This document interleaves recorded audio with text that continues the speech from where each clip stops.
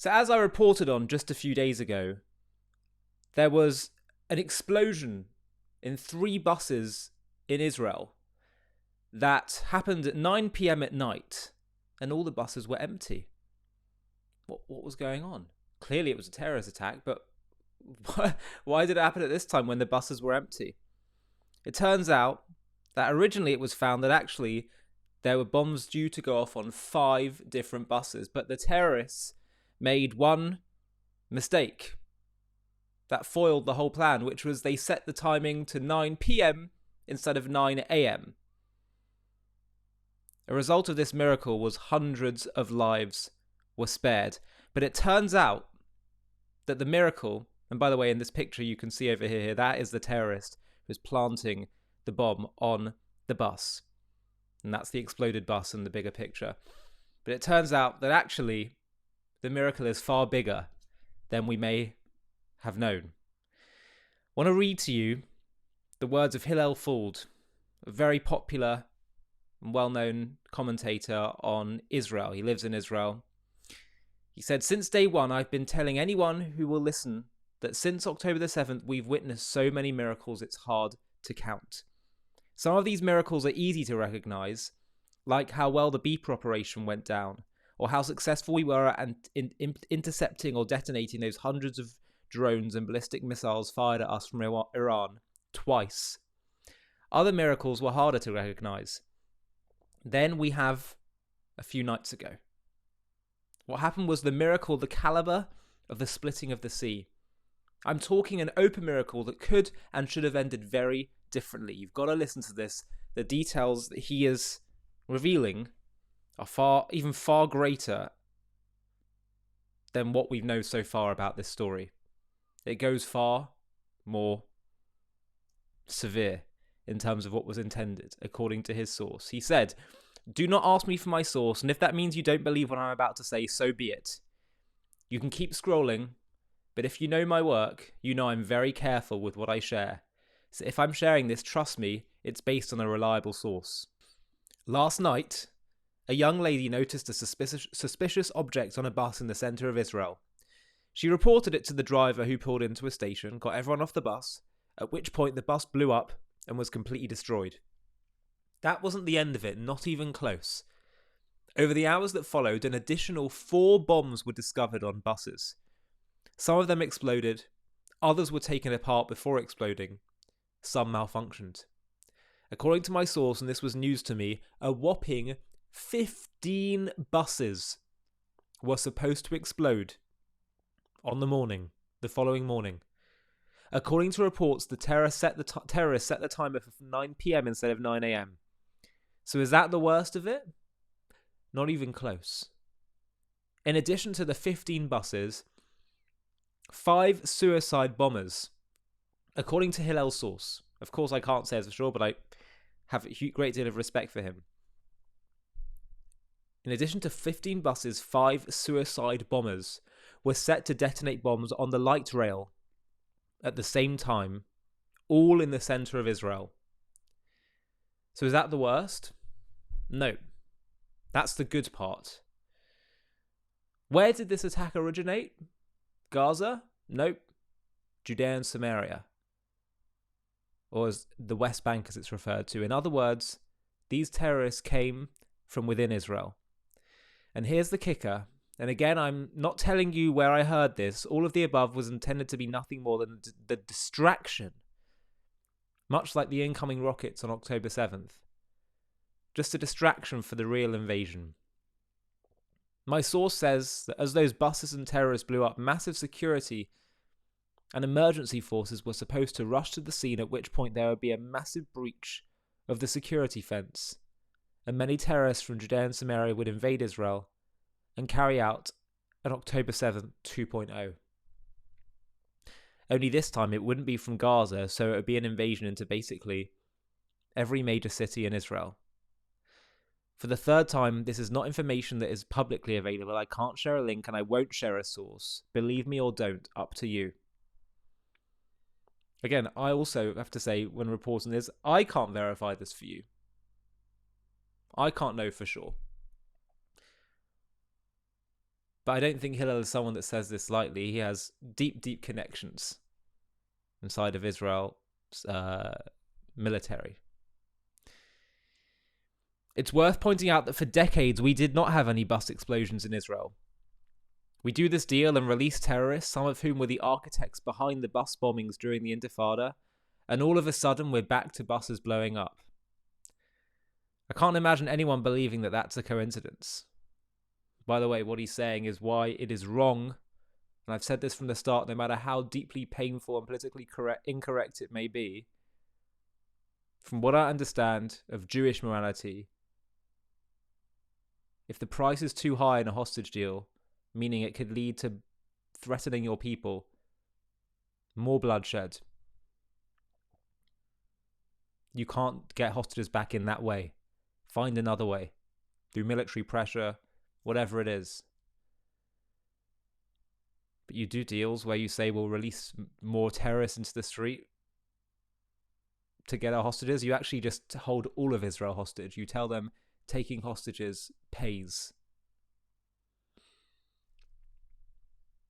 Sinwar, the architect of October 7th, was released in a hostage deal. Need I say any more? But Hillel continues, all of this was supposed to go down during rush hour and would have caused hundreds, maybe thousands of Israeli deaths, God forbid. Even if the rest isn't true, multiple buses blowing up like this bus during rush hour, you can't even imagine. Yesterday morning, a few mornings ago now, was one of the hardest days in Israel's history, perhaps the hardest. We all felt hopeless, every last one of us. When we're in pain, God is in pain with us. I don't know about you, but yesterday morning as I saw the coffins of the Bibas angels, I looked up to Hashem and asked why. Why would he cause us so much pain or allow Hamas to do this to us? I told myself that we'll be okay, but I wasn't sure if it was true. Was God even watching over us anymore? Has he abandoned us? Did he turn his back on us?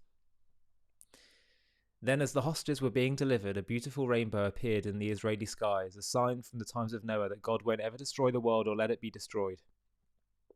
A rainbow, according to Jewish scripture, is God's way of telling us, don't worry, I've got your back.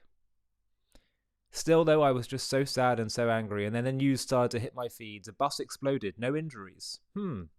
How does that happen? I asked myself. Another bus explodes, no injuries, and a third, no injuries. I already felt God's presence again. I could breathe again, and the news kept coming in. More bombs discovered, more intel. This was supposed to be the biggest attack since October 7th, according to his source. Maybe bigger. Totally thwarted. By who? The IDF? Nope. Shabak? No. Mossad? Nope. This was a massive attack prevented 100% by God himself. And of course a very vigilant young lady who noticed the suspicious object. Whatever Hamas planned or didn't plan for this morning, I would not be writing these words if their plan had come to fruition. But God had other plans, and after all the pain God's children endured yesterday, he felt we needed to be reminded of his presence. He felt we needed to be reminded that he has our back now and always. He was right. We did need it. This event might go down in history as one of the biggest miracles the Jewish people have experienced since biblical times. There are two ways to live life. One is that nothing is a miracle. The other is that everything is a miracle. Some will explain how the Iron Dome works and therefore conclude that it's not a miracle. The same for David's sling and arrow system. Some will explain how all the rockets and drones not intercepted by Israel fell in empty spaces. They might not believe that that too was a miracle.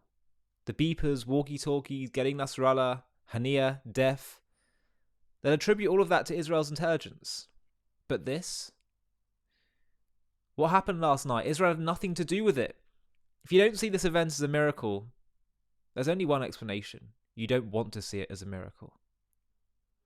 Open your eyes, cleanse your lenses. God is here with us in our pain, and each day that passes, we are one day closer to him finally revealing himself to us, explaining why any of this had to happen, and ultimately bringing Mashiach. Hillel concludes by saying, I just want to recognize God's greatness, and on behalf of the hundreds, maybe thousands of Israelis who could have been killed, just to say thank you. Give thanks to the Lord, for he is good, for his mercy endures forever.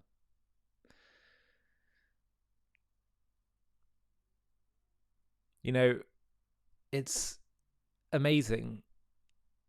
There's a verse that we say every single week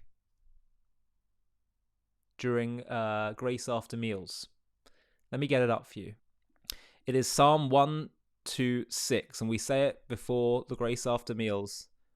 The Birkat Hamazon, the blessing on our food after we've had our Shabbat meal. And the psalm talks about the Messianic era, the beginning of it. And it says, we will return to Zion and will be like dreamers. And our mouths will be filled with laughter, our tongues with songs of praise.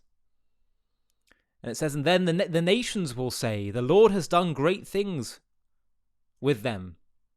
And then we say, Higdil Hashem la'asos imanu hayinu samechem. Wow, the Lord has done great things with us. We're happy.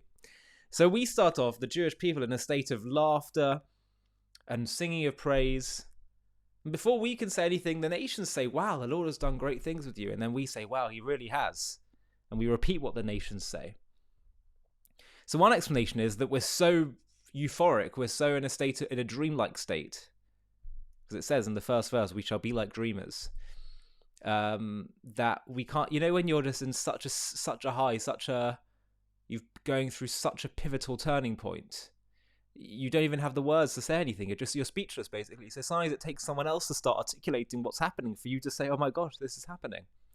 But there's something else that the Torah commentators tell us, which is that the nations will say, wow, the Lord has done great things with you. And then we'll say, wow, because there'll be people among the nations who will know the many, many, many plans they had against the Jews that were foiled.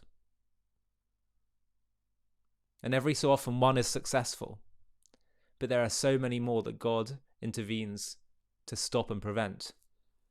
And so they will first acknowledge that and maybe tell us that. And then we will say, oh my gosh, wow, look how much God really was there, looking out for his children, looking out for his people. We probably don't know 90%, 95% of the October 7th equivalent plans that were planned for the people of Israel. God forbid. We're not aware because they didn't happen or they were foiled. And yes, maybe some of them may have been foiled by the intelligence agency, but maybe some of them were foiled by a random lady who noticed something suspicious. Or maybe they were foiled without anyone's involvement other than God himself.